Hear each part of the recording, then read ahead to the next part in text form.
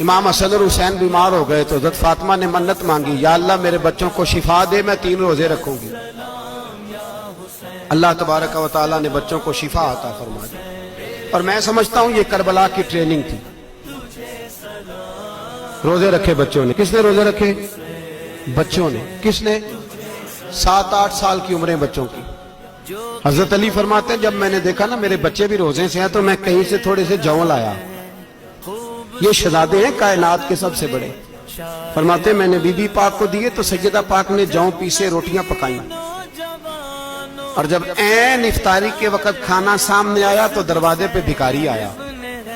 عین بڑا بے نیاز ہے اللہ، عجیب رنگ ہے مالک کا۔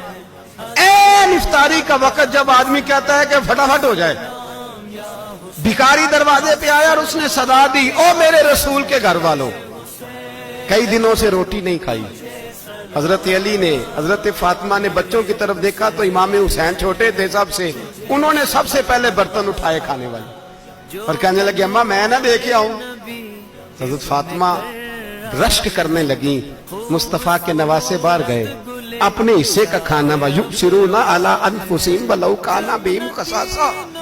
اللہ فرماتے ہیں انہیں بڑی اشد ضرورت بھی ہو پھر بھی وہ دوسروں پہ اثار کر دیتے ہیں۔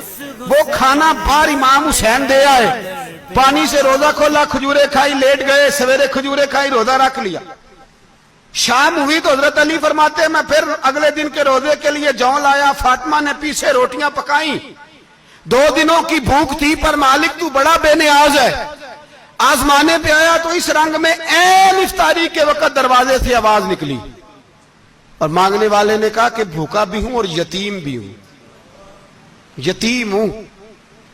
حضرت فاطمہ کہنے لگی بیٹا دیر نہ کرنا، یتیم کا پیٹ بھرنے میں دیر نہیں ہونی چاہیے۔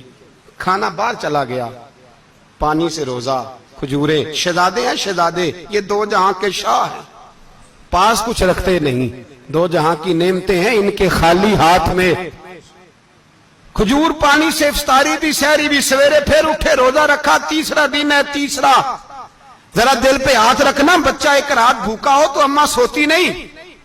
اور میں کہا کرتا ہوں اماں فالج والی ہو نا، فالج والی ماں، فالج زدہ، تو آدھی رات کو اس کا بیٹا جوان کہے تھوڑی بھوک لگی ہوئی تھی تو اماں کو رینگنا بھی پڑے تو وہ رینگ کے بھی جاتی ہے، روٹی پکاتی ہے، کہتے ہیں میرا لال بھوکا نہ سو جائے۔ اور مصطفیٰ کی بیٹی سے زیادہ بچوں سے کون پیار کر سکتا ہے؟ اور 3 دن کے بھوکے بچے، تیسرا دن آیا، بڑے حوصلے سے بی بی کہہ دیتی ہے چھوڑو ان کا تو کام ہے، یہ تو آتے رہتے ہیں، میرے بچے بھوکے تم پہلے روٹی کھاؤ۔ لیکن میرے بھائی کربلا ایسے نہیں سجتی۔ یہ جو برگر کھا کے ناراض ہونے والے بچے ہوتے ہیں یہ میدانوں میں نہیں نکل پاتے، ان کے لیے مشکل ہوتا ہے۔ حضرت فاطمہ نے، حضرت علی نے ڈیوٹی کی، ڈیوٹی اپنے بچوں کو تیار کیا کربلا کے لیے۔ تیسرے دن جب رکھا صاحب نے کھانا تو باہر سے بولنے والا بولا کہا میں مسکین ہوں، لاچار ہوں، گھر بھی کوئی نہیں، کھانا بھی کوئی نہیں۔ امام حسین پھر اٹھے، تیسرے دن کا بھی کھانا دے دیا۔ حضرت علی فرماتے میں بچے پکڑ کے مسجد لے کے گیا، کہیں بھوک سے میرے لال گر نہ جائیں۔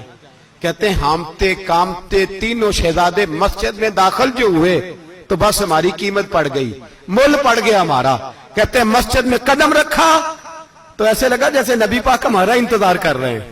فرماتے ہیں تیسرے دن کی مغرب پڑھنے گئے تو حضور نے تینوں باپ بیٹوں کو چہرے دیکھے، فرمایا علی یہ جبریل کھڑے ہیں اور فرما رہے ہیں تیرے 3 دن کا عمل خدا کو بھی بڑا پسند آیا ہے، محمد مصطفیٰ کو بھی بڑا پسند آیا ہے۔